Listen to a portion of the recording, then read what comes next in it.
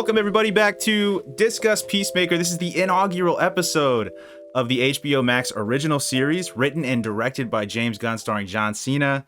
My name is Nick. I'm a creator and contributor at thedismedia.com, where we do movie reviews, movie reactions. We do a lot of after show podcasts, much like this one. So if you guys are into any current or upcoming TV shows and want to kind of see our after show coverages of those, you can definitely check that out on the site link below. I am joined by my good friend Brian. We did a Discuss Foundation podcast previously, so you guys may recognize him from that. But he helps out on the channel a lot. He's also a senior editor at the Dis Media. But how's it going today, man? It's going good. As you catch me put cake in my mouth. I got you right as you're putting cake in on purpose. No, doing good. Excited for this. So excited for Peacemaker. He was a character that was kind of really unheard of and wasn't really used. So like seeing him in the series and seeing like how he got famous, or not famous, but like how he's becoming bigger and bigger, especially in like the comic books. He's being included now in the current Suicide Squad run. He has his own comic series coming out, like a little mini series. So it's kind of crazy like how much they're including him in all the stuff. Yeah, he's definitely been revitalized a lot since the run on Suicide Squad and James Gunn taking over. But yep. Guys, in this one we did do deep dives for episodes 1 through 3. Me and Brian have seen 1 through 3, so we did do deep dive podcasts on that. The audio quality was a little shot, so we're essentially just shooting an overview here for 1 through 3. But if you guys want to see our deep dives on those episodes, you can definitely check them out. But what we're gonna do is we're gonna go ahead and jump into history, like what we knew about Peacemaker. Then we're gonna go into our thoughts on James Gunn, and then finally finish up with a review of the episodes of 1 through 3. So, Brian, prior to Suicide Squad and prior to this show here, how much did you know about Peacemaker, and kind of go through your thoughts on what you knew about him, or maybe what you learned about him afterward?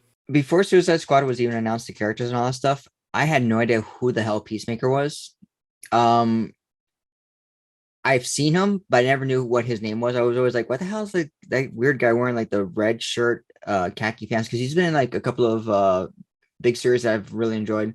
He was in Kingdom Come, which is a great series by Alex Ross and Mark Waid. Really good stuff. So he's been in like some stuff like that, like 52. So I never really knew his name. I just saw him like in the background type stuff. So when Suicide Squad was announced, it was like, okay, let's see what Peacemaker does. And John Cena has pretty much made the character his own. And when I started doing the research for it, like who was Peacemaker and stuff like that, Peacemaker was originally created in 1966 for Charlton Comics. His series, he featured in issue 40 of a comic, and then the comic got canceled the next issue, 41.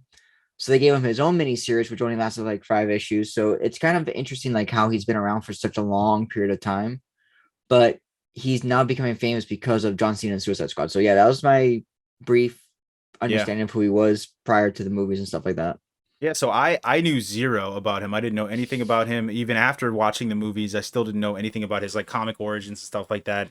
That's cool that they that he was one of the original kind of Charlton comics. Is that right? Yeah, Charlton Comics. Yeah, it was one of the originals there, and then they got scooped up by DC, I'm assuming. And there were some other notable characters that got picked up by Charlton too. The ones that I see that are kind of notable was Captain Atom, like you said, Blue Beetle. Yep. The Question. Yes, Blue Beetle. Yes, and Nightshade was another one that was picked up there. I know Blue Beetle was. I was trying to remember what it was, but like Blue Beetle because Ted Kord and stuff like that. So this, in kind of transitioning off of like the Peacemaker history stuff, this is a James Gunn property, and that obviously comes with a lot of connotations. When I hear James Gunn's doing a movie, I have certain expectations, and kind of based on his filmography there. What were your thoughts on James Gunn kind of going into? I kind of count this in Suicide Squad as like companion pieces, obviously. So before Suicide Squad, what were your thoughts of him taking on that property, and what were your thoughts of his filmography from prior to that? His filmography is kind of unique. Like if you ever look at like the amount of films that he's done, it's not that many. He's more of a like a prolific writer than he is a director. But James Gunn, I didn't really know who he was until Slither came out in the 2006, 2007 when Slither came out. That was the first thing I ever saw of his. So that was my first introduction with him with Slither. I never saw Super, so I didn't know what that was about. And then when Guardians of the Galaxy came, I was like, what the hell is Guardians of the Galaxy? Saw that, loved it. I'm like, this guy's amazing. And then afterward, if I see him writing something or attached to anything, I'll just watch it. No questions asked. So I did see Super. I did like Super. I thought it was very different. It's very subversive for like a superhero movie. Very like super hyper realistic and very dark and nihilistic take on that genre. So I thought that was really fun. I did like Slither, um, and Guardians of the Galaxy. Obviously, 1 and 2 I thought were Oh were yeah, really great. He's such a good fit for this kind of modern comic blockbuster landscape. Like he's so fit for that. A because you can tell he really is a fan of both the history of the comics because he always throws in these references to yeah. these very And with obscure characters.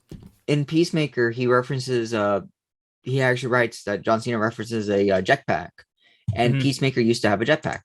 Right, right. He asks if he can have a jetpack. I remember that in the show. Yep. Yeah. So yeah, he's So that very good at weaving in these very like kind of hint wink wink people to like or nods to people that are very like particular about the comics or that may know the comic history.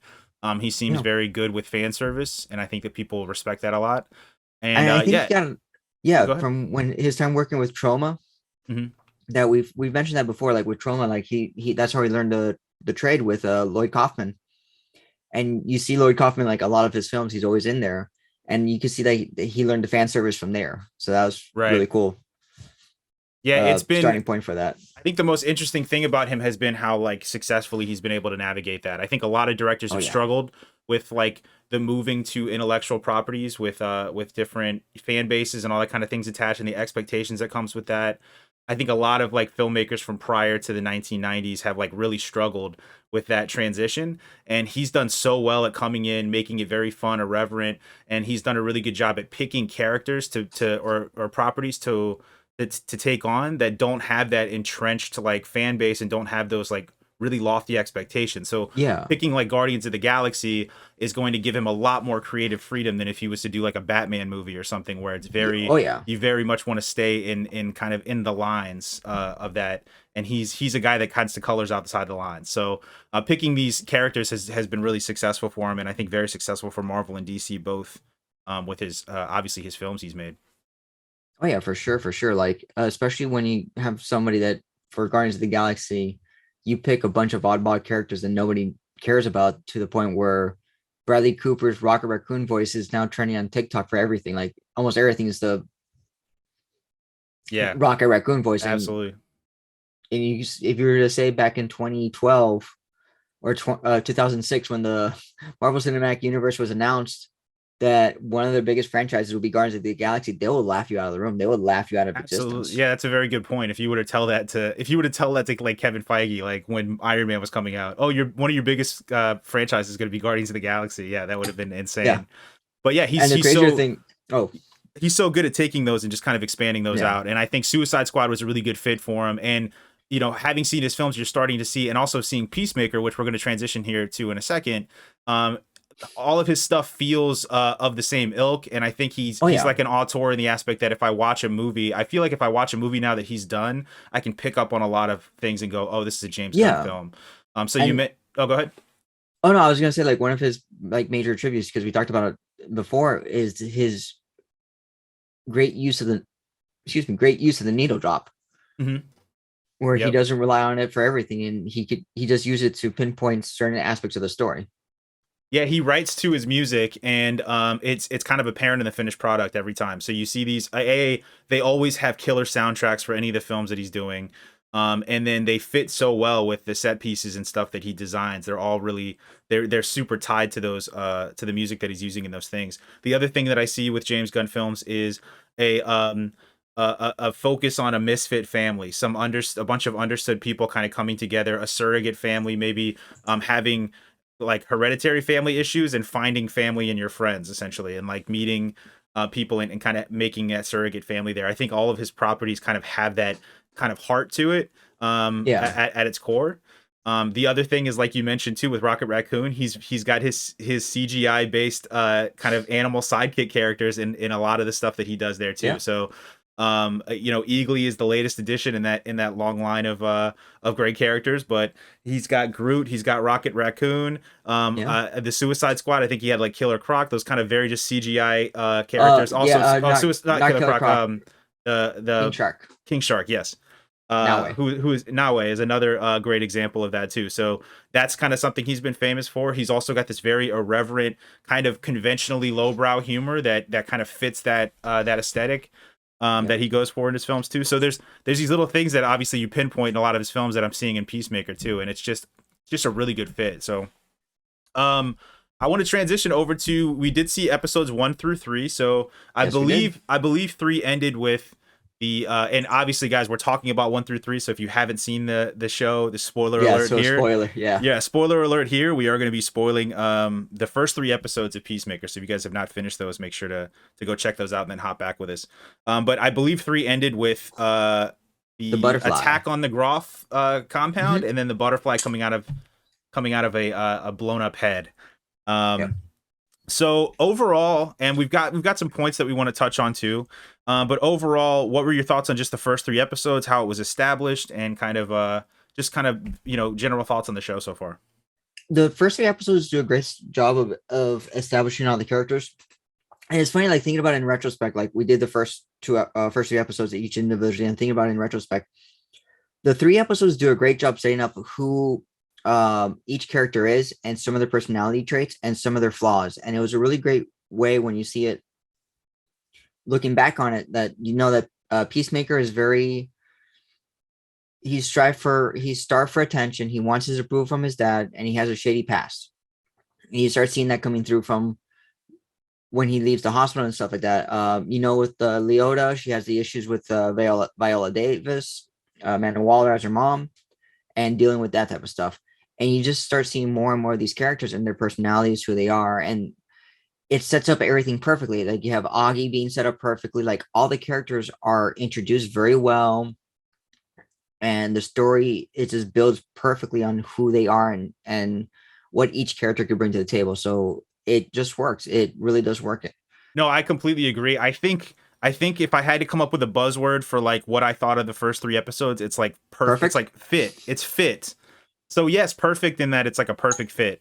I think James Gunn's sensibility as a filmmaker and this property specifically with John Cena and the Mhm. aesthetic that they're going for and how irreverent and fun it is, and how kind of loose everything is in the show, it just fits his filmmaking style so Yeah. perfectly, that it just really feels like a match made in heaven.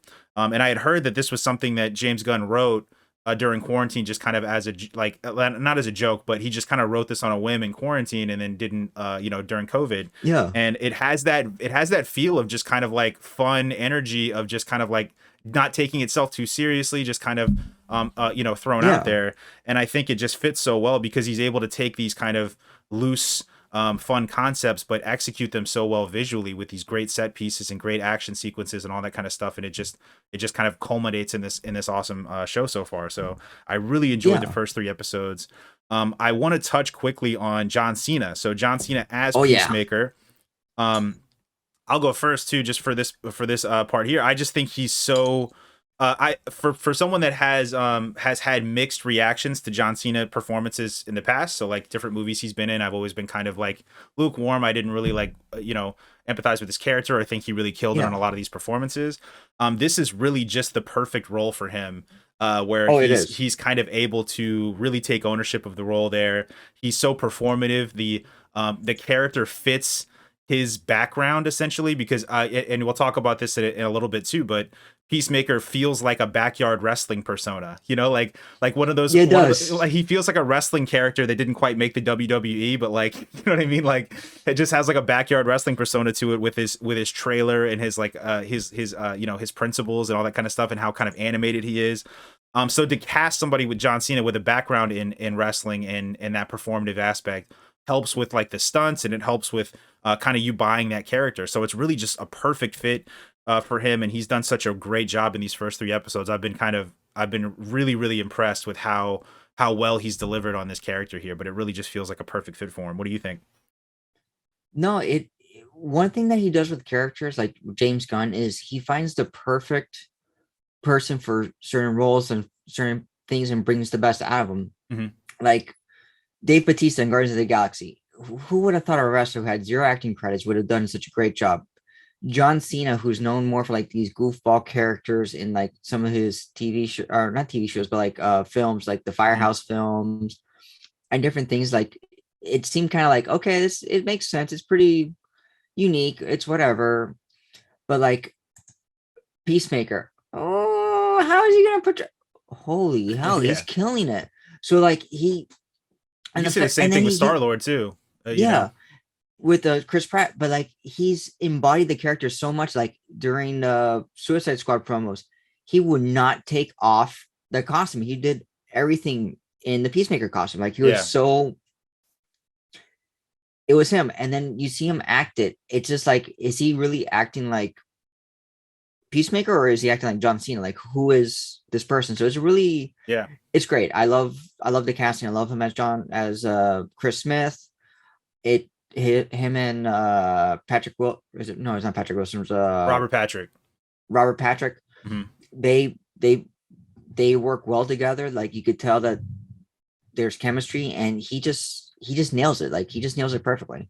Yeah, And I think it's a good point to say, you know, is it he acting or is it John Cena? And I totally agree. It's almost like he just kind of blends into the role so well, just naturally. But I don't want to discount what he's done and say that he hasn't acted either, because you know, no, Peacemaker, no, yeah. they're obviously drumming up some pathos and some background issues that he's going through, and a lot of different emotional stuff. And I think he's executed well on that. I just think the reason he's executed so well is because the character is so relatable to him. Yeah. So he's able to see himself in the character so much that he's able to execute on those more emotional scenes and stuff. And I thought he's done such a good job with it. Oh no, he has. And it also credits like all the other cast members as well, how great of a job they've done in those positions, and or not positions, but like in their roles. Mm-hmm. Because Freddie Stroma as Vigilante, Mm-hmm. he is great. He's hilarious. Like his timing, his cues are just perfect. And the simple fact that he wasn't the first choice, he was brought in as a replacement, it just boggles the mind. Like, holy hell, like Yeah. they they filmed half the thing. They go, yeah, this isn't the right guy for Vigilante. We need to get somebody else. Yeah, the supporting cast is a great point. The supporting cast has been stellar so far too. Led by, I think, my favorite character, and I want to talk about kind of why. Danielle Brooks as Adebayo, Oh Leota yeah. Adebayo, who is Amanda Waller's daughter that we found out in these first 3 episodes. Mhm. She is great in the show, and I think her writing as her character, specifically with Peacemaker, has been the highlight for me. I think both of them are kind of, they represent the emotional core of the show, is Peacemaker and Adebayo. Because I think they present such good foils for each other. They're kind of Yeah. mirrors of each other characters. So they're both kind of dealing with this hesitancy to kill, or at least they're questioning their ideals in this moment. So they're both kind of going through that. They're both new members of the team. So these other people's kind of have these existing relationships in the team, but Yeah. Peacemaker and Adebayo are both kind of fresh eyes here, and they're going through that together. And then also they both have psychotic, overbearing parents on both ends of the spectrum. So you've got Yep. Amanda Waller, who is this very evil, kind of ends justify the means person, and then Peacemaker Yeah. has Robert Patrick's Augie Smith, who is the White Dragon, who's like a neo-Nazi, just all around evil white supremacist. But they have such similar backgrounds and stories, and they're going through very similar arcs but on different sides of it. And I really think their relationship as the show goes on is going to be the emotional core of the show, and I think she's done such a good job in the show there. What were your thoughts on just Adebayo, and then also the other, like Steve Agee playing John Economos, and then Harcourt, and then Myrn, I the rest of the team? And I then like the rest of the I know we team. already talked about Yeah. Vigilante too. He's been fantastic. Yeah. I like the rest of the team. I like Harcourt. She does a really good job being the lack of emotional balance to the team. I love Steve Aggie as John Economos.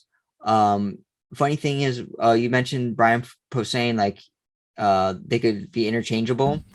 Yeah, and for those of you, for those of you just watched this for the first time that haven't seen the deep dives too, we did.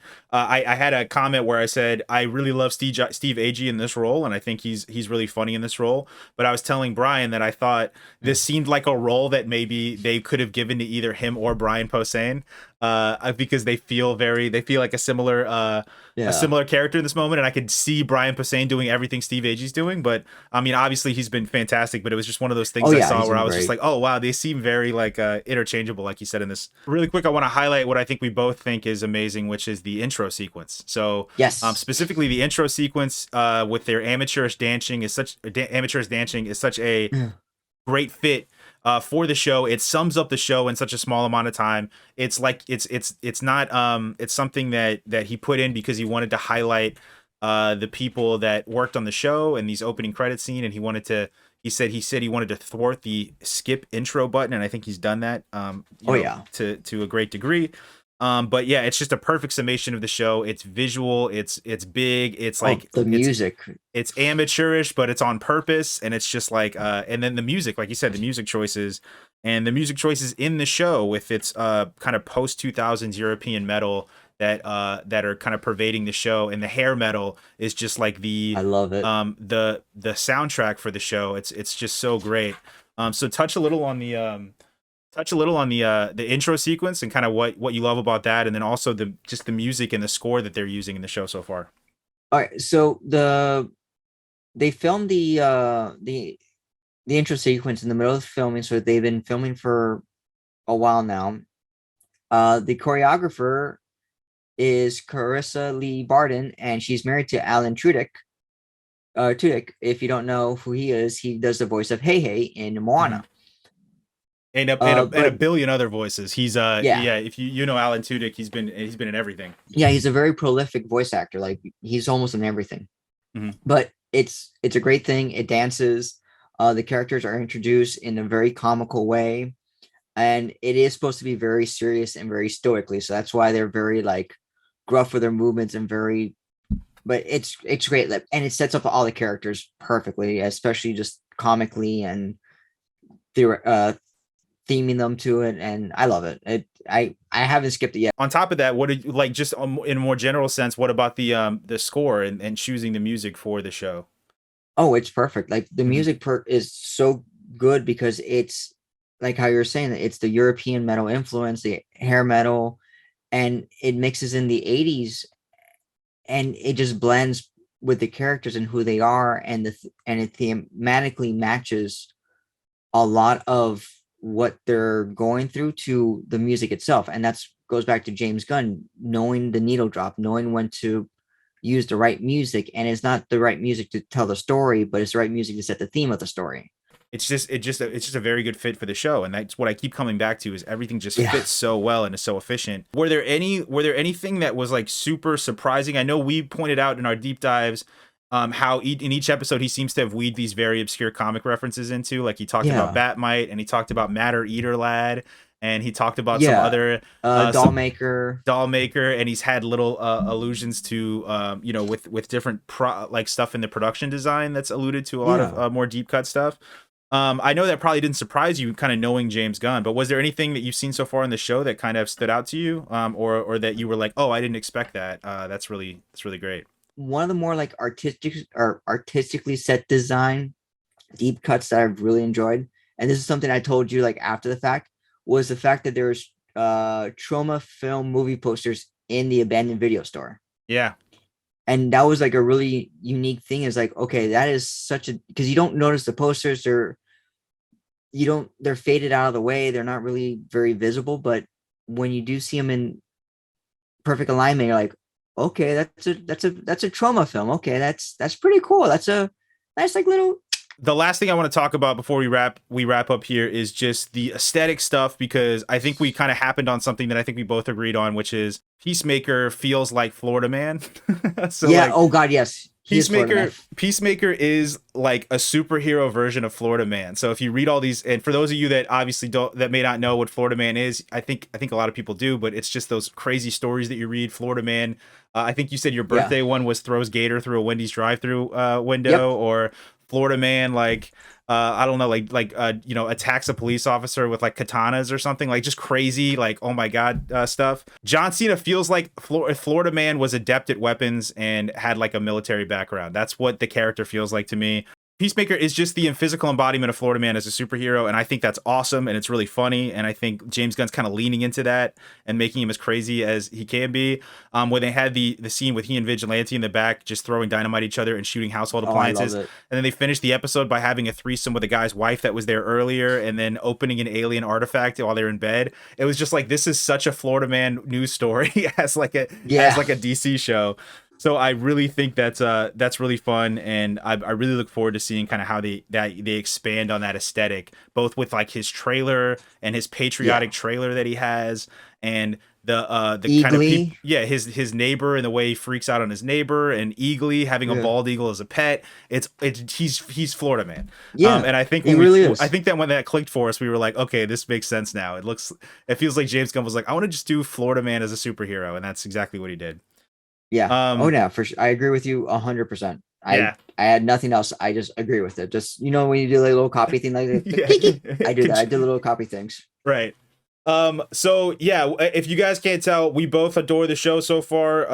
I can't wait to keep watching the show there. We are going to be putting episodes out every Thursday when the shows drop. So when the shows drop, you can watch the show and then check in with us after and come talk with us and kind of nerd out about it after the fact. But Yeah. we're really looking forward to continuing the season with this one. I'm really looking forward to see Vigilante more expounded upon. I want to see what happens with Robert Patrick and the White Dragon, especially with him in prison, and Yes. kind of see That's how that stuff unfolds. And yeah, just overall, man, I'm just hyped for the season, and I'm really hyped to see kind of where they take this. It's going to be super unexpected, and from what I hear, episode 8 is going to be a ride. It's going to be pretty crazy. yeah. Everyone's kind of That's gonna be great. hinting at that's going to be nuts. I can't wait for it. And the thing I loved about the show is just everything that you said. And I just love the fact that it's the continuation of the Suicide Squad movie that I literally watched back to back just because I was like, this movie is so good. Mhm. So yeah, no, I dig it, and I can't wait for more. All right, guys. Well, thank you for checking this out for 1 through 3. We will have our next episode 4 dropping pretty soon. And then every Thursday after that, just keep an eye out on the YouTube channel for Discuss Peacemaker. It's going to be on the channel to Discuss on YouTube. And then you can also search for us on any podcasting platform. So if you want to listen to us in a more passive capacity, go on the podcasting platform, Apple, Google Play, Stitcher, anywhere you get your podcasts. If you're able to help us in any way you can share the podcast, or if you're on Apple Podcasts, you can rate it 5 stars. And if you guys are watching on YouTube, make sure to like, comment, and subscribe on the video. That's going to help us a lot with the algorithm.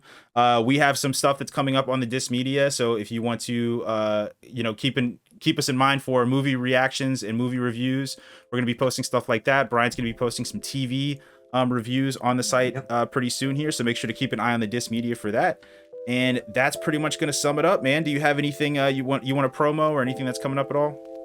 Not right now. Just taking it easy. Well, guys, we're gonna go ahead and head out on that note, and we will see you guys next Thursday. The Eagly has landed. The Eagly has landed. See you later, guys.